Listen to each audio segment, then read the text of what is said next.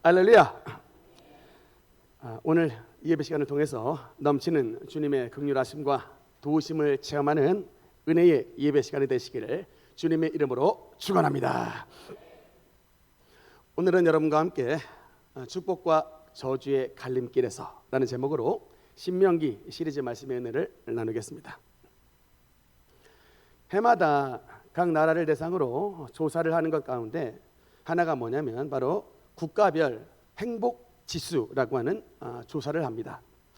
총 147개국을 상대로 조사를 하는데 여러분 생각에 가장 행복한 국민 행복 지수가 가장 높은 나라가 어디일까요? 1위가 핀란드로 조사가 됐습니다. 2025년 자료인데 그 뒤를 이어서 덴마크, 아이슬란드, 노르웨이, 스웨덴 같은 주로 북유럽 국가들이 이제 상대적으로 행복 지수가 높은 것으로 나왔는데, 그럼 우리나라 대한민국은 몇 위일까요?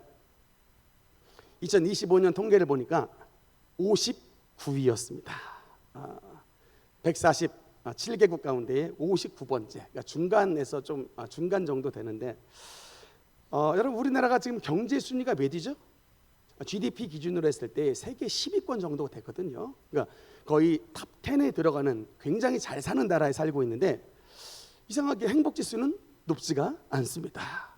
왜 그런가 이유를 봤더니 일단 나라 안에 너무 경쟁이 심해서 이게 참 많은 경쟁들 때문에 스트레스 지수가 높고요. 그로 인해서 이제 사회적인 갈등이 많기 때문에 이 좋은 나라에 살면서도 정작 행복을 누리는 분들이 많지가 않다.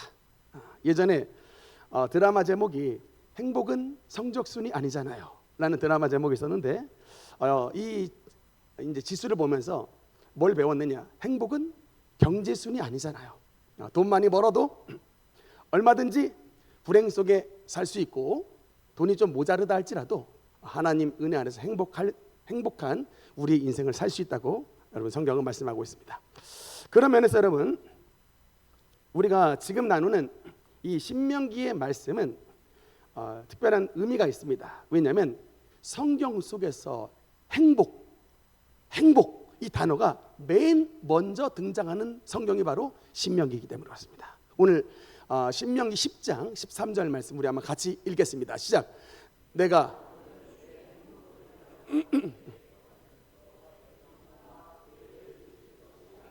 아멘. 내가 오늘 내 행복을 위하여. 주님께서 이스라엘 백성들에게 모세의 유언과 같은 신명기의 말씀을 통해서 이 신명기의 계명의 말씀을 주신 이유가 뭐다? 바로 너의 행복을 위하여 라는 말씀입니다. 여러분 우리가 신명기 말씀을 나누는 동안에 배워야 되는 한 가지 중요한 지혜가 있습니다. 무엇이냐면 솔직히 여러분 오늘날 많은 분들에게 신앙생활이라고 하는 것이 그 자체가 부담이 되고 힘겨울 때가 많습니다. 주일날 다른 사람들 다 잠자고 먹을 건 먹으러 다니고 캠핑 가고 낚시 가고 등산 가고 편하게 제멋대로 사는데 우리는 주일날 자고 싶은 늦잠도 못 자요. 성가대 하려면 9시 반에 나오셔야 돼. 몇 시부터 준비해야 될까요? 네. 그러니까 이게 아침부터 일찍 나와야 되죠. 그리고 이 하나님을 믿는 크리스천들이라면 이게 사회생활하기가 쉽지가 않습니다. 여러분 사회생활은 대학서부터 한마디로 말하면 술문화예요. 저도 동창회 나갔지만 모든 동창회가 술로 시작해서 술로 끝나요. 이런 세상의 문화 속에 사회생활 속에 크리스천으로서의 우리의 정체성, 아이덴티티를 지킨다고 하는 것은 여러분 굉장히 쉽지 않은 일들입니다. 막 술 따라주는데 거절하기가 쉽지가 않잖아요. 제가 얼마 전에 일에 우리 학생과 이야기를 했던 적이 있는데 자기의 반 학생들 가운데 절반이 담배를 피운대요. 고등학교 1학년인데 벌써 고1인데 학생의 절반이 담배를 핀답니다. 전자담배를 그렇게 많이 핀다고 해요. 그런데 근데 다 피는데 나는 교회를 다닌다는 이유로 왜 피지 말아야 되는가? 라고 하는 이런 의문들이 들 수가 있습니다. 근데 그래서 우리가 참 이런 면에서 봤을 때는 신앙생활 하는 것이 자체가 쉽지가 않다고 생각이 들 수가 있는데 그러던 어느 날 제가 이 피트니스장에 가서 한 가지 중요한 깨달음을 얻었습니다. 저도 이제 해마다 목표 중에 하나가 뭐냐면 올해는 좀 다이어트를 해야겠다라는 항상 목표를 가지는데, 그래서 이제 오랜만에 좀 이제 살을 빼야겠다고 피트니스장에 가서 등록을 했습니다. 근데 저는 솔직히 등록을 하고서 피트니스장에 한 달에 5번을 못 가요. 근데 저에게는 왜냐면은 이 피트니스 자체가 재미가 없어요. 힘이 없습니다. 그냥 등록을 했으니까 하는 수 없이 그냥 돈이 아까워가지고 가끔씩 뭐 가려고 애를 썼던 것 정도인데 참 쉽지가 않거든요. 재미가 없어요. 근데 그 헬스 하는 게 그 이제 딱 가보면 갈 때마다 보는 분들이 있습니다. 남자 몇 분, 여자 몇 분 갈 적마다 보는 분들이 있는데 얼마나 열심히 하나 몰라요. 뭐 러닝머신 시간 지나가면서 보면은 막 1시간씩 뛰고 있고요. 뭐 무거운 기구들 있죠. 뭐 벤치프레스니 뭐 버터플라이니 막 해가지고 막 거뜬히 해내는데 얼굴 표정을 보면 하나도 힘든 얼굴들이 아니에요. 전혀 힘겹지가 않아. 도리어 기쁨으로 뛰어요. 얼굴 표정을 보면 밝게 기쁨으로 합니다. 특히나 여러분, 저 같은 사람에게 이 피트니스의 제일 어려운 지점이 뭐냐면 먹는 거예요. 식이 조절. 아니 식이 조절 이제 하면 여러분 그게 뭐 닭가슴살, 감자, 또 계란 흰자 이런 것만 먹고 막 피트니스 해야 되는데 저는 정말 이게 제일 어려운 지점인데 그분들에게는 이게 다 그냥 기쁨으로 감내합니다. 왜 그럴까 봤더니 이렇게 하면은 그 과정들을 통해서 이렇게 하면 남들 모두가 부러워하는 예쁜 몸매에, 멋진 몸매의 소유자가 되는 반대급부가 주어지기 때문에 그렇습니다. 그러니까 참 보통 사람들이 쉽다고 생각하지 않는 이런 운동들을 기쁨으로 감내하더라. 여러분, 제가 말하고자 하는 포인트가 이겁니다. 하나님께서 오늘 이 말씀을 우리에게 주신 이유가 뭐냐? 세상 가운데 살면서 구별되어 살기가 쉽지 않지만 이런 주일 성수를 통해 하나님만을 섬기고 또 하나님을 섬기는 자로서 세상에 나가서 구별된 표지로서의 술도 멀리하고 담배도 끊고 이런 경건의 삶을 살아가는 것 자체가 여러분 다른 게 아니라 바로 저와 여러분의 행복을 위하여입니다. 정말 우리 군대에 있던 제 바로 밑에 후임이 저보다 3살 어렸던 후임인데 어느 날 너무 깜짝 놀랐어요. 카톡에 올라왔는데 서울 아산병원의 중환자실에 있는 거예요. 근데 폐암 말기였습니다. 얼마 전에 죽었어요. 제가 그것을 보면서 우리 하나님이 왜 우리에게 이 말씀을 주시는지 그 이유를 깨달았어요. 그 하나님의 말씀의 길로만 가면 그 길이 바로 행복으로의 길이라는 겁니다. 여러분, 바로 이 하나님의 말씀이 저와 여러분을 주님의 행복으로 초대하는 하나님의 초대장이라는 거예요. 그 말씀의 길을 걸어가면 반드시 우리의 삶의 결론의 끝자락에 만족하고 행복한 삶으로 도달한다고 하는 것입니다. 여호와는 나의 목자시니 내게 부족함이 없으리로다의 선언이 하나님의 말씀을 붙잡는 사람에게 터져 나온다고 주님은 약속하시고 있는 것입니다. 여러분, 그러면서 주님은 우리에게 분명히 말씀을 했습니다. 신명기 11장 26절 말씀을 보니까 우리 한번 또박또박 같이 읽겠습니다. 시작. 내가 다시 한번 읽겠습니다. 시작. 복과 저주를 너희 앞에 두나니. 여러분, 이게 무슨 말씀입니까? 주님께서 우리에게 축복과 저주를 우리 앞에 두신다. 여러분, 앞으로 저와 여러분이 걸어갈 인생길이요, 무조건하고 꽃길만 있는 것이 아니라는 것입니다. 앞으로 저와 여러분이 걸어가는 그 길이, 인생길이 무조건하고 가시밭길이 있는 것이 아니라는 것입니다. 우리 인생의 정의가 뭐냐? 꽃길과 가시밭길이라고 하는 그 갈림길 사이에 서 있는 존재다. 다시 한번, 축복과 저주의 이 갈림길 사이에 서 있는 존재가 바로 저와 여러분이라고 성경은 말씀하고 있는 것입니다. 그 갈림길에서, 그 인생의 갈림길에서, 그 축복과 저주의 갈림길에서, 그 꽃길과 가시밭길의 갈림길에서 이 세상에 방황하지 않고 헤매이지 않고 은혜와 축복의 세계로 나가는 천국의 로드맵, 그것이 바로 하나님의 성경 말씀입니다. 그것을 우리에게 이 말씀을 주신 이유가 바로 그 목적에 있다, 우리에게 말씀하고 있는 것입니다. 제가 미국에 처음 가서 운전대를 잡아본 기억을 잊을 수가 없습니다. 미국에서 처음 운전을 했을 때의 느낌은 마치 운전대를 처음 잡았던 초보 운전의 느낌이었는데 그렇게 낯설 수가 없어요. 일단 모든 간판이 글자가 전부 영어입니다. 그래서 그런 데다가 제가 미국에 가서 운전을 할 때 주유를 해봤습니까? 화폐 다니는 달러지, 주유소 리터 부피 다니는 갤런이지, 모든 게 다 어리버리하는 거예요. 주유소 가서 어떻게 주유를 하는지도 모르겠습니다. 근데 그런 초행길인데 그냥 차 붙잡고 뉴욕 맨하탄에서 운전을 시작을 했습니다. 멀리 갔는데 무엇을 의지해서 갔냐면 내비게이션에 나온 로드맵을 보고 그 길대로 계속 갔어요. 그 길이 안내하는 대로, 로드맵이 안내하는 대로 쭉 갔더니 어디에 도착했느냐? 바로 제 목적지였던 플리머스 지역에 도착을 했습니다. 사진 한번 볼까요? 여러분, 저 1620년이라고 써있는 그 플리머스 락이라고 있는 그 플리머스에 갔는데, 저 자리가 어디냐면 102명의 메이플라워를 타고 온 청교도가 처음으로 발을 디딘 곳. 그래서 그곳이 기념이 되어 플리머스 바위, 플리머스 락이라고 하는 이제 이름을 붙여놨는데, 그곳에 갔다니까요. 로드맵을 보고 헤매이질 않았습니다. 가라는 대로 가니까 미국 처음 운전해봤는데 저기까지 갔어요. 나중에는 더 가서 저 하버드 대학까지 가서 미국 최고의 명문 대학이 어떻게 생겼는지를 구경을 했는데, 안타깝게도 주차 자리가 없어서 횡단보도에 무단 주차를 했다가 주차 위반 딱지를 끊고 말았습니다. 좀 쓰디쓴 기억이 있습니다만, 여러분, 성경이 뭐냐? 바로 천국 초대장이고 천국을 향한 내비게이션입니다. 할렐루야. 하나님의 말씀을 지켜가면, 여러분, 그 길로만 가면 하나님은 저와 여러분의 길을 평탄한 길로 인도하시고 축복의 길로 인도하시는 것입니다. 여러분, 천국은 죽어서만 가는 곳이 아니에요. 천국은 누가 가는 곳이냐? 이 땅에 살면서 이 땅을 하나님의 천국으로 바꾸는 사람들이 하나님의 천국으로 들어가는 것입니다. 할렐루야. 이 땅에서 하나님의 축복을 누리는 사람들이 천국의 소망을 가질 수가 있게 되는 것입니다. 그런데 여러분, 주님은 분명히 말씀합니다.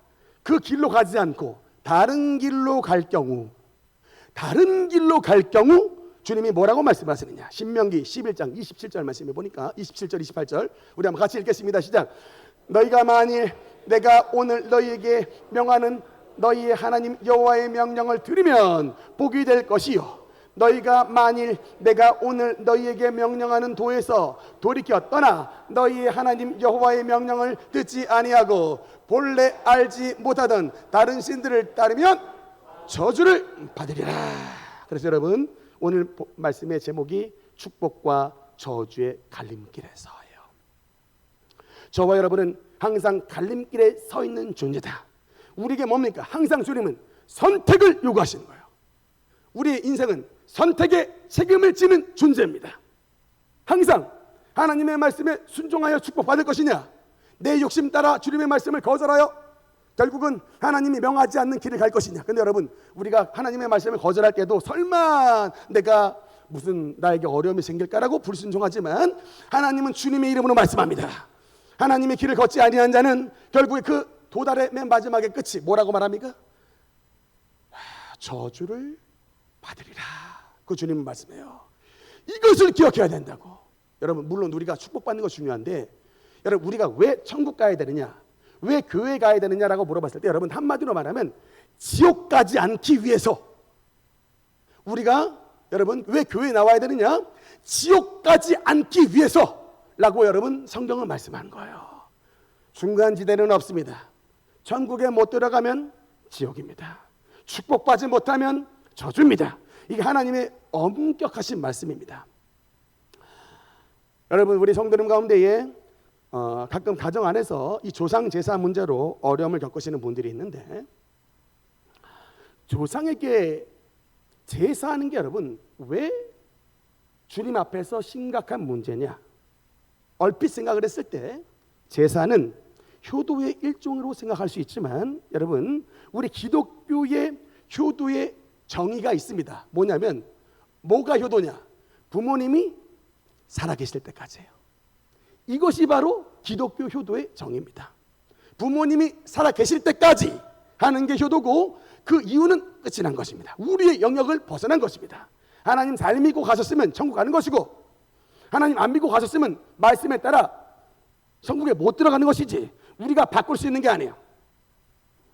그래서 여러분 죽은 분에게 음식을 차리고 죽은 분에게 소원을 빈다라고 하는 것이 뭐냐? 죽은 분을 신으로 인식하고 신으로 인정하는 행위입니다. 복을 달라고 비는 행위 자체가 신으로 인정하는 행위이기 때문에 그것은 하나님의 축복이 아니라 하나님이 말씀하신 저주의 길로 들어서는 것이다 라고 성경은 경고하고 있습니다.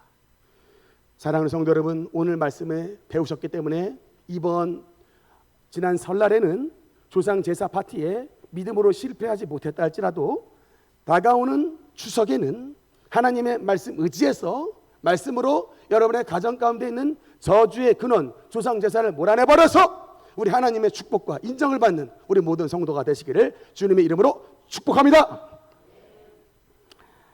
그럼 우리가 이 축복과 저주의 갈림길에서 하나님의 축복의 길로 들어서기 위해 어떤 삶의 지침이 필요한가? 오늘 특별히 신명기 11장 19절의 말씀해 보니까 여러분 이제 우리가 어떤 지침을 주시느냐? 19절 말씀 한번 같이 읽겠습니다. 시작.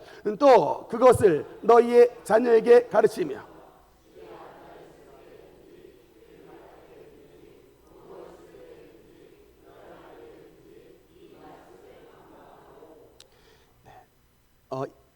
집에 앉았을 때, 길을 걸어갈 때, 누워 있을 때, 일어날 때 삶의 구체적인 실질적인 행동의 모습들이죠. 이거를 말씀을 강론할 것이면데 이 대상이 누구예요? 이 집에 앉아 있을 때든지 길을 갈 때든지 누워 있을 때든지 앉아 있을 때 일어날 때든지 이 말씀을 강론하는데 그 말씀을 누구에게? 너희의 자녀에게 가르치라. 그래서 여러분 우리가 하나님의 축복과 저주의 갈림길에서 우리가 하나님의 축복된 인생을 살아가기 위해서는 우리 자녀들에게 하나님의 말씀을 앉아 있을 때든지 걸어갈 때든지 서 있을 때든지 부지런히 하나님의 말씀을 가르치는 그 열심을 내어서 여러분의 자녀를 하나님의 축복의 길로 인도하라라는 것이 여러분 신명기의 말씀이에요. 여러분 신명기는 바로 다음 세대에게 주신 말씀입니다. 왜 그러냐? 일단 오늘 본문을 말씀을 받는 그 이스라엘 백성들은 지난번에도 잠깐 말씀을 드렸습니다만 출애굽 2세대입니다. 출애굽 2세대의 특징이 뭘까요? 어디서 태어난 사람들입니까? 광야에서 태어난 사람이에요. 태어나서 눈 떠봤더니 주변에 모래밖에 없는 사람들입니다. 그런 사람들인데 근데 문제는 뭐냐면 이들이 왜 광야에 있는지 몰라요. 그냥 태어난 지가 광야인데 도대체 애굽 땅에서 어떻게 나왔는지 홍해를 어떻게 건넜는지 우리가 이 메마른 상하막에서 어떻게 목숨을 부지했는지를 모릅니다. 이것을 누구에게 이것이 누구에게 책임이 있어요? 그래서 아직 아무것도 하나님의 은혜를 모르는 출애굽 2세대들에게 출애굽 1세대가 홍해수가 갈라지는 것을 보고 광야에서 물이 나오는 것을 보았던 그 증인들이 그 증인된 부모님들이 그 신앙을 자기의 자식들에게 전수해 주어라. 여러분 그것이 바로 하나님께서 오늘 신명기의 말씀을 우리에게 주신 이유가 되는 것입니다. 여러분 특히 오늘 말씀을 보면 기억하라라는 말씀이 있는데 이 기억하라라는 말씀은 원어로 따라합시다. 샤마르가 이게 기억하다라는 뜻인데 이게 뭐냐면 생생히 본 것을 증언하고 기억하다의 의미예요. 이게 뭐냐면 그냥 기억하라가 아니라 너희 부모님들이 경험했던 그런 은혜를 너희 후손들이 잊지 말고 기억하라는 거예요. 그래서 여러분 이게 뭐냐면 신앙의 본보기가 전제가 된 말씀입니다. 정말 반성을 해야 되는 게 그래도 나름 20년 10년 교회 다녔다면 정말 여러분 우리가 한 자락이라도 좀 예수님을 닮은 구석이 있어야 되지 않겠습니까? 그런데 10년 교회 다니고 20년 신앙생활하고 교회 직분을 받았다고 하는데 지금도 막 성질 나고 혈기 나면 기어이 온 집안을 막 뒤집어 버리고 막 그냥 그런 많은. 근데 이러면 여러분 아무리 직분을 받았다 한들 여러분의 자녀들이 무엇을 보고 신앙생활을 할 수가 있겠습니까? 여러분의 자녀들이 여러분의 모습에서 단 한 자락이라도 예수 이름을 담는 모습을 봐야 나도 좀 아버지 닮아서 엄마 따라서 교회 좀 가봐야겠다고 하지. 20년 신앙생활을 했는데 여전히 20년 전의 모습과 하나도 달라지는 바가 없다면 어떻게 우리 자녀들에게 동기부여가 되겠습니까? 자녀들이 다 본다니까요. 어려운 상황 가운데서도 분명히 아버지가 지금 경제적으로 어려운 상황에 처한 거 아는데 자식들이 아버지를 보니까 항상 그래도 평정심을 유지하고 아버지를 보니까 밤에 어디 들어가는 거 보는데 보니까 골방에 들어가서 아버지가 막 하나님 불쌍히 여겨 주옵소서, 하나님 나를 불쌍히 여겨 주옵소서. 아버지가 밤에 다 자는 시간에 골방에 들어가서 기도를 하고 있는 거를 자녀들이 화장실 갔다가 보는 거예요. 이 절부리들이 그때는 모르는데 나중에 여러분 세월이 좀 지나고 나서 자녀들이 조금 어려움이 생기잖아요. 그때 그 아버지께서 골방에서 하나님 붙잡고 기도했던 그 신앙의 여러분 그 자취를 자녀들이 기억하고 똑같은 길을 걸어가는 것입니다. 여러분 출애굽기도 보면요, 모세가 뭐라고 말하냐면 내 아버지의 하나님이라 그래요. 자녀 엘리에셀을 낳고서 내 아버지의 하나님이 바로의 칼에서 나를 보존해 주셨다. 여러분 모세가, 이 신앙 좋은 모세가 어떻게 탄생이 됐느냐? 내 아버지의 하나님인 거예요. 모세 아버지의 그 신앙 좋은 모습을 여러분 모세가 기억을 하고 있었다는 거예요. 어머니 요게벳에 기도하는 모습을 모세가 기억했다는 거예요. 그래서 기도할 때에 하나님이라고도 하지만 내 아버지의 하나님. 여러분 자녀들에게 내 어머니의 하나님, 내 아버지의 하나님이라고 하는 이런 우리 자녀들의 이런 기도의 별칭을 붙여줄 수 있을 만큼 여러분께서 신앙생활 잘 하신다면 정말 여러분들은 승리한 사람입니다. 그런데 여러분 우리가 여기서 특히 중요한 건 뭐냐면 에베소서 2장의 말씀에 보면 우리 자녀들이 하나님의 이 말씀으로 하나님의 말씀을 기억하는 삶을 살아가는 것이 또 중요하지만 우리 자녀들에게 어떤 역사가 있느냐? 에베소서 2장 2절 말씀에 보면 우리 한번 같이 읽겠습니다. 시작. 그때에 너희는 그 가운데서 행하여 이 세상 풍조를 따르고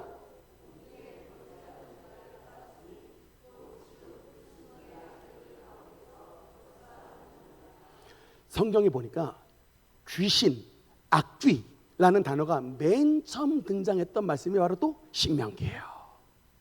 그러니까 여러분 이게 뭐냐면 우리 사랑하는 자녀들이 하나님의 말씀을 지키고 하나님의 말씀의 길로 들어가서 축복을 받아야 되는데 그 자녀들을 하나님의 축복의 길로 이끌지 않고 불순종의 길로 이끄는 뭐가 있다?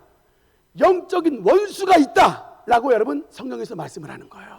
다시 한번 보니까 곧 지금 불순종의 아들들 가운데서 역사하는 영이라.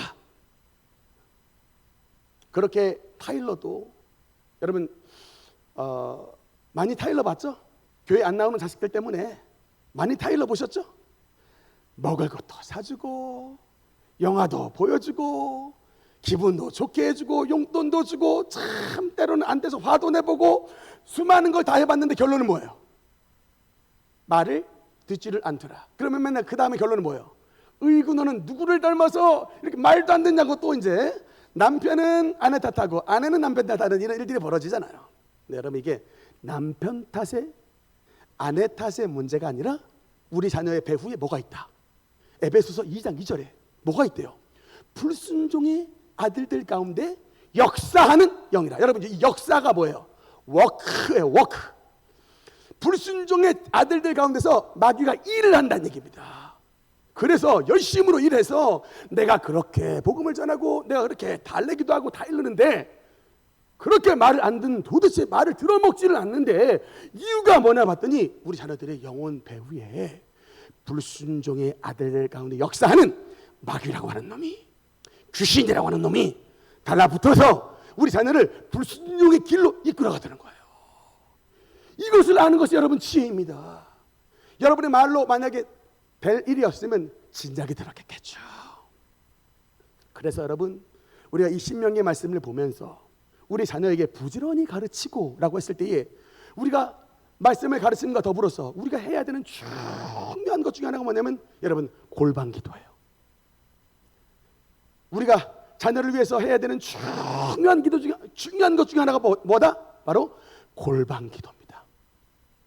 여러분, 자식들 말 안 들으면 일단 자식들 다 학교 가고 난 다음에 자녀의 방으로 들어가세요. 자녀의 방으로 들어가서 문을 여세요. 애들 문 안 엽니다. 문 안 열면 여러분, 우리 환기 안 시키잖아요. 안에 아주 나쁜 공기들이 탁 있듯이 자녀들 문 탁 닫고요. 한마디로 말하면 깨끗한 거 아니야. 왜 문을 닫아? 왜 문을 닫겠냐고요.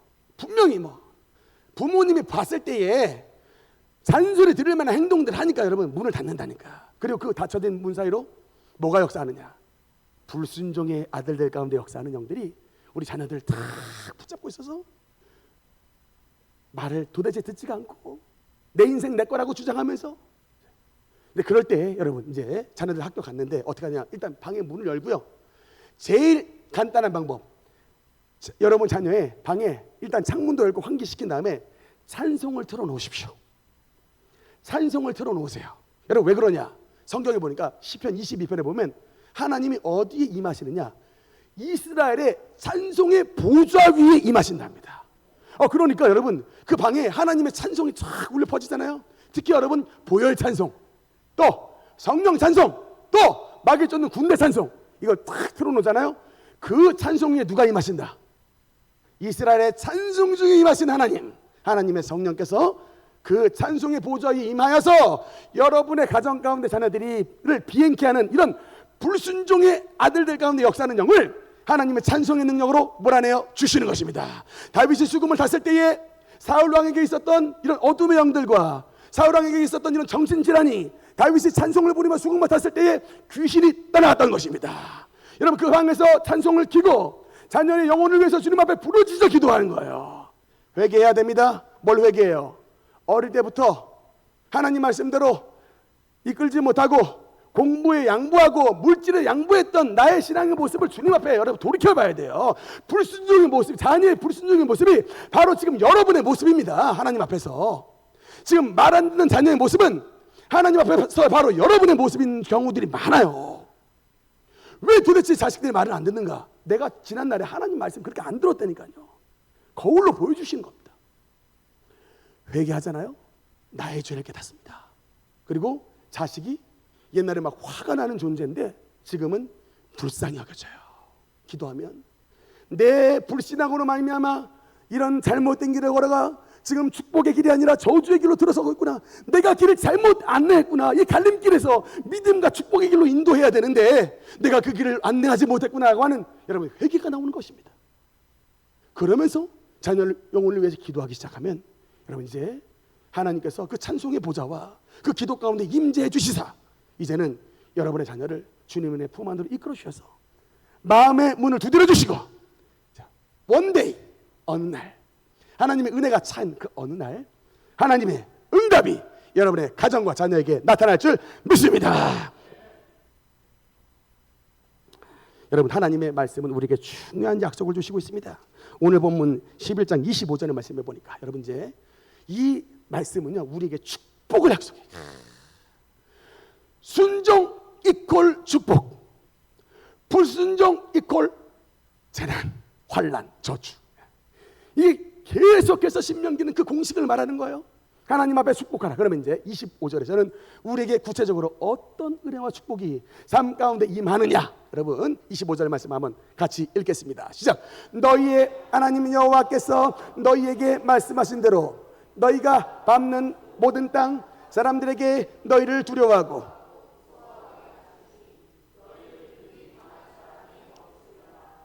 아멘.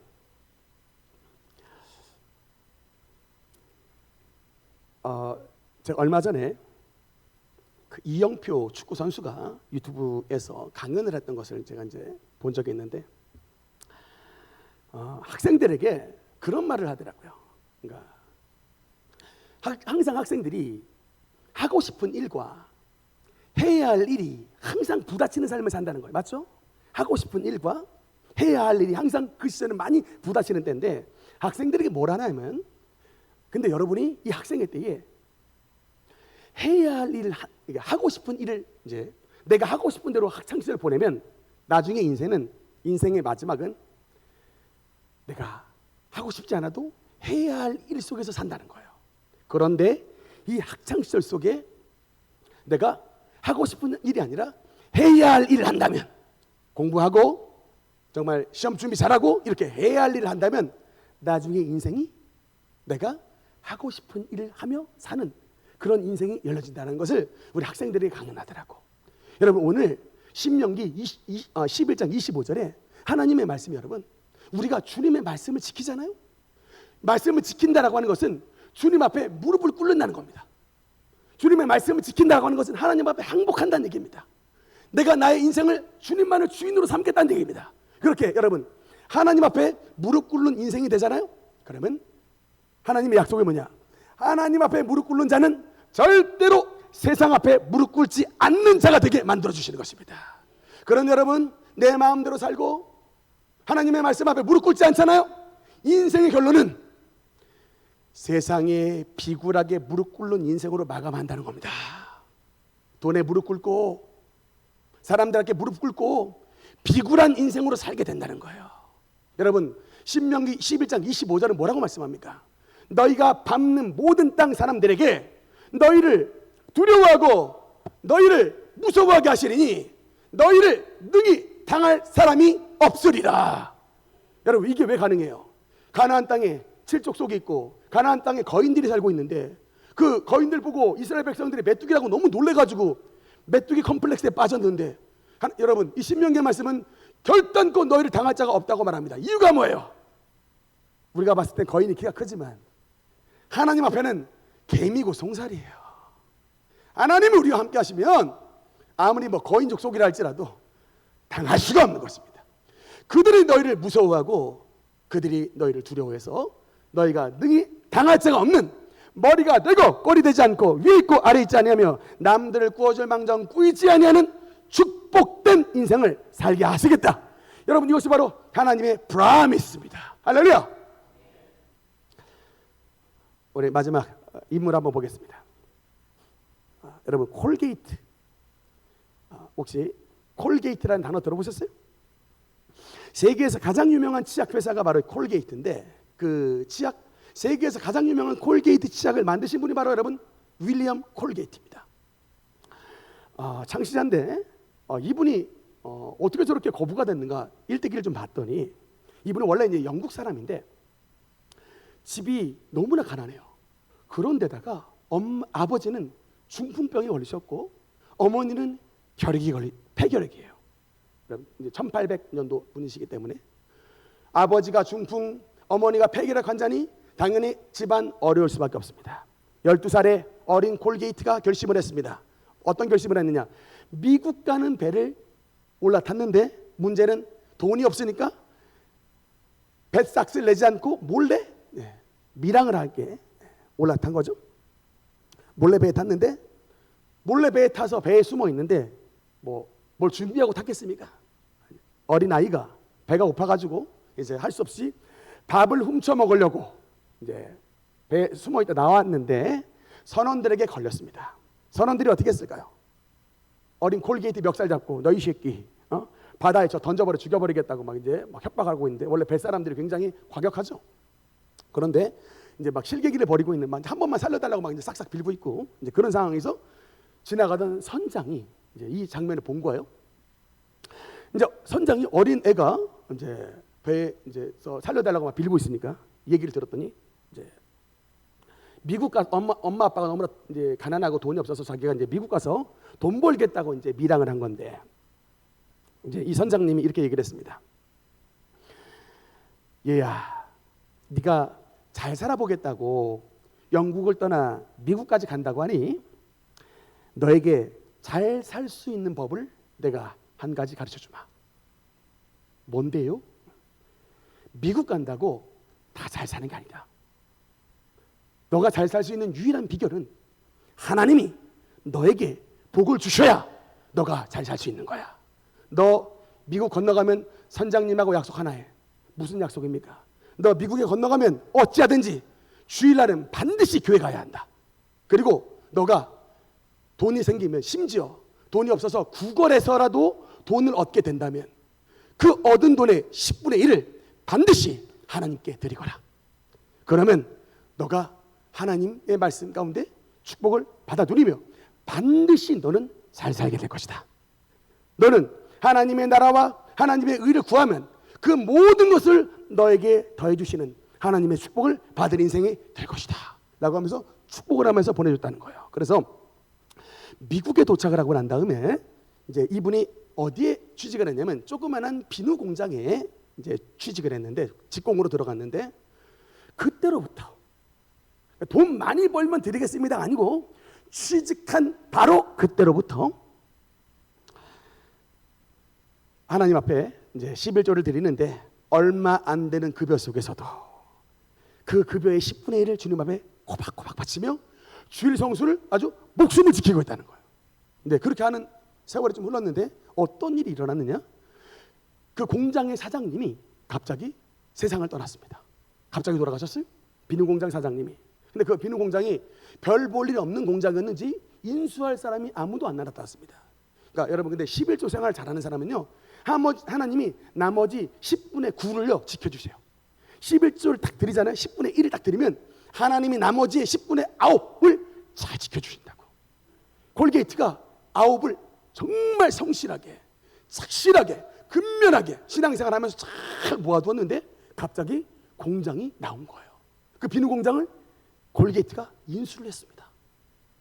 그러면서 여러분 이제 그렇게 해서 시작됐던 굉장히 조그만 비누 공장인데, 이제 이 콜게이트가 또 하나님이 지혜를 주셔가지고 엄청난 사업의 수완을 발휘를 하는데, 거기서부터 이제 비누 공장으로 시작해서 세계적인 치약 공장을, 이제 치약 회사를 만들게 되고, 나중에 여러분 이 콜게이트가 뭐까지 세우는지 아십니까? 미국의 대학교를 만들어요. 콜게이트 유니버시티 대학이 있습니다. 콜게이트가 일평생 붙잡은 하나님의 말씀이 뭐냐? 너희는 먼저 그의 나라와 그의 의를 구하라. 그리하면 이 모든 것들을 너희에게 더하시리라. 하나님이 너희는 먼저를 보신다는 거예요. 우리의 신앙의 급한 상황 가운데, 우리의 신앙의 피곤한 상황 가운데 우리가 얼마나 먼저 하나님의 나라와 하나님의 의를 구하는 신실한 삶을 살아가느냐. 세상 사람들처럼 똑같이 조금 어려움이 있으면 그냥 신앙 포기하고 등져버리고 마는 이런 삶을 살아가느냐. 하나님이 여러분 콜게이트처럼 그의 나라와 그의 의를 먼저 구하는 자에게 놀랍도록 하나님의 축복을 베풀어 주심으로 말미암아 우리 기독교 사업가 가운데 가장 하나님의 축복을 받는 대사업가로서의 명망을 떨치는 놀라운 축복이 바로 콜게이트에게 나타났다는 것을 여러분 기억해 주시기 바라는 것입니다. 오늘 말씀을 듣는 우리 모든 성도님들께도 하나님께서 함께 해주시사 하나님의 말씀을 기억하여 우리의 삶의 축복과 저주의 갈림길 가운데에 하나님의 말씀을 붙잡고 주님의 명령을 기쁨으로 기억하고 하나님의 말씀에 순종하여 결국은 이 세상에 너희를 능히 당할 자가 없으리라. 하나님의 놀라운 은혜와 축복의 주인공들로 쓰임받게 되시기를 주님의 이름으로 축원합니다. 기도하시겠습니다.